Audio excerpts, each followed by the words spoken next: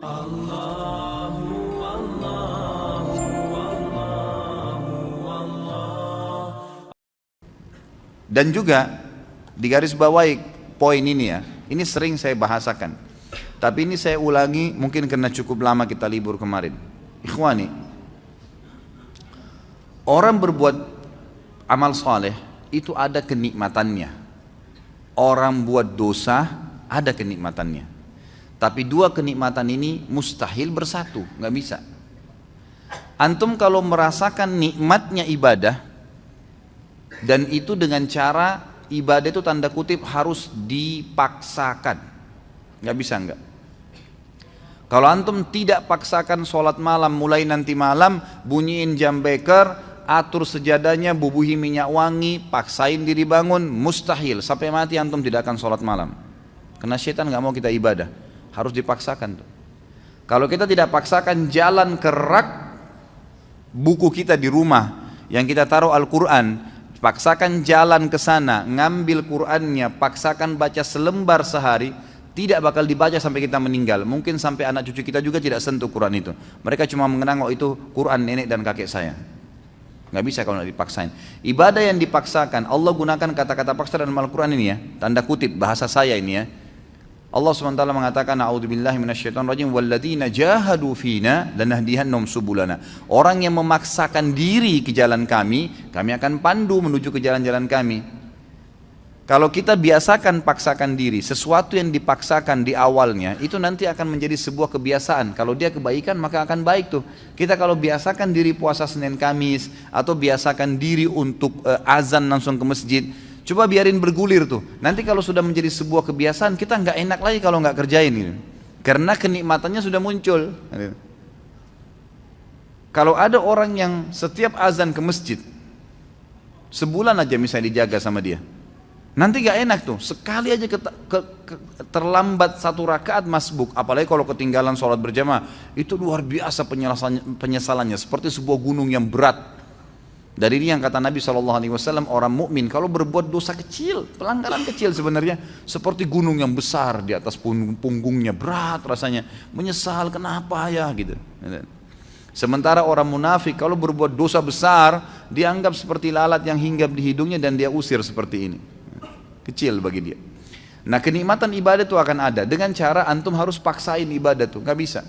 Ikhwani, berhenti membuka peluang buat syaitan, jin dan manusia yang terus membisikkan, nantilah, gampanglah kamu alimnya, berubah ya, sok alim dan segala macam istilah. Habis sudah masalahnya itu. Saatnya kita hijrah. Sampai kapan kita mau dengar syaitan-syaitan nih semuanya? Jangan sampai nanti ajal mati baru antum menyesal, penyesalan di belakang loh. Kalau antum meninggal dalam kondisi ada sholat yang ketinggalan, luar biasa nyesalnya itu. Kalau kita meninggal dalam kondisi tabungan kita penuh, nggak sempat disodakain, pastikan demi Allah antum akan nyesal. Kenapa dulu saya nggak bangun masjid ya? Kenapa dulu saya nggak begini ya? Kenapa dulu saya nggak begitu ya? Terus itu, gitu kan? Kenikmatan ibadah ada, kenikmatan maksiat juga ada. Kenikmatan maksiat ini, kalau orang maksimal di situ atau orang maksimal di sini ya, kalau ada orang ibadah dia maksimal, betul-betul ditinggalin dosa sama dia. Orang yang pakai jilbab, akhwat kita yang pakai jilbab rapi, dia sudah komitmen jaga itu. Sama tadi dengan misalnya laki-laki kalau jaga sholat di masjid, luar biasa dia tidak mau ada orang lain lihat sehelai rambutnya pun kecuali mahramnya. Satu waktu ada orang nyelonong masuk ke rumahnya, pas nyelonong masuk ke rumahnya, lihat rambutnya. Apa yang terjadi? Pasti ukhti itu menyesal. Luar biasa terbebani. Kenapa nih rambut saya kelihatan? Karena dia sudah merasakan pakai jilbab itu sudah dipaksakan sama dia, tanda kutip, sehingga menjadi sebuah kebiasaan dan sudah ada kenikmatan. Karena dibiasakan jadi ada kenikmatannya, gitu kan? Nah kenikmatan ini, kenikmatan ibadah ini akan menghilangkan kenikmatannya dosa. Lawan tutup aurat, buka aurat. Orang yang sudah biasa tutup aurat dia rasa nggak enak lagi orang buka aurat.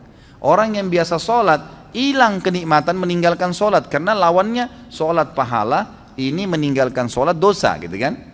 Orang yang tarik kepada semua ibadah nih, orang yang biasa gemar bersedekah bantu orang, nanti dia nggak enak, lawannya itu pelit yang akan kita bahas malam ini. Itu berat, dia jadi tidak mau tuh, tidak ada kenikmatannya lagi. Dia kalau punya sesuatu, siapa lagi nih yang mau dikasih ini, dikeluarkan gitu kan. Seperti itu. Dosa dari sisi lain juga punya kenikmatan. Dosa punya kenikmatan. Orang kalau sudah membiasakan diri dalam kemaksiatan, misal perempuan tidak tutup aurat, dia pakai celana pendek, pakai celana ketat, bajunya luar biasa terbuka, gitu kan? Kenikmatan dia jadikan sebagai kebiasaan, muncul kenikmatannya itu. Makanya semua yang dibeli pakaian pendek semua. Kenikmatan ibadah lawannya tutup aurat itu hilang dari dia. Mustahil dia mau tutup auratnya, gitu kan? Karena dia sudah merasakan kenikmatannya maksiat nih, gitu. Tarikin dalam semua kemaksiatan apapun yang antum rutinkan. Makanya sering saya bahasakan ikhwani, Allah subhanahu wa ta'ala menyibukkan kita dengan kegiatan-kegiatan agama tuh. Dibuatin jadwal seharian, ada jadwal sholat, ada jadwal baca Quran, ada amal-amal soleh, banyak programnya ditawarkan supaya padat. Syaitan untuk membuat agar program-program ibadah ini terganggu, dibuatin program juga sama dia, program-program kemaksiatan. Kalau antum sudah dikena dengan satu dosa, misal nonton gosip jam 8 pagi, contoh, syaitan hiasin tuh supaya jadi indah dan menjadi kebiasaan antum. Setiap jam 8 nggak enak kalau nggak nonton misalnya, jadi sebuah kenikmatan, ya kan? Maka antum tidak akan mau diganggu jam itu, kegiatan apapun, mau baca Quran, mau mengaji, mau apa, pokoknya harus saya nonton ini, gitu kan? Dibuat kenikmatan. Kalau kenikmatannya sudah muncul, maka kenikmatan ibadah tidak ada. Kalau ada orang maksimal di sini, dia nikmatin ibadahnya, dia tinggalkan benar-benar 100% dosa, itu yang luar biasa. Itu yang kita harapkan. Kalau ada orang yang maksimal juga di dosanya, tidak pernah beribadah, kalau menurut saya dengan kacamata dia ya, saya bicara dengan kacamata orang yang bermaksiat, itu bagus dia. Kenapa dia bagus? Karena dia maksimal menikmatin tuh. Kalau ada orang yang tengah-tengah, nah ini yang paling banyak nih. Mudah-mudahan di sini tidak ada. Di tengah-tengah, dia mau ibadah, tapi juga disisipin untuk maksiat. Orang yang seperti ini ikhwani, tidak merasakan maksimal nikmatnya ibadah. Biar antum mau tutup mata, mau baca ayat 1 jam, tidak khusyuk-khusyuk, karena masih ada dosanya. Kalau berimbang dua-duanya, ini nggak ada kenikmatannya, ini juga nggak ada kenikmatannya. Jadi nggak nikmat ibadah, nggak nikmat maksiat, gitu kan? Kalau ada orang misalnya mabuk, dia anggap bolehlah kumpul-kumpul sama teman, minum. Tapi dia juga jaga 5 waktu sholat. Kira-kira pada saat dia mabuk jam 2, jam 3 malam, dia pikirin sholat subuh, terganggu nggak? Lagi mabuk, duh sebentar mau subuh nih. Nggak nikmat tuh mabuknya. Ya nggak maksimal, karena dia masih terbebani dengan sholat subuh. Jadi kalau ada orang mabuk sekalian, dia nggak pikir sholat, itu maksimal dia. Dia nikmatin, tapi ingat ujungnya neraka, bukan saya sarankan ya. Ujungnya neraka nih. Tapi saya coba datangkan ikhwani supaya antum keluar dari poin yang ini nih.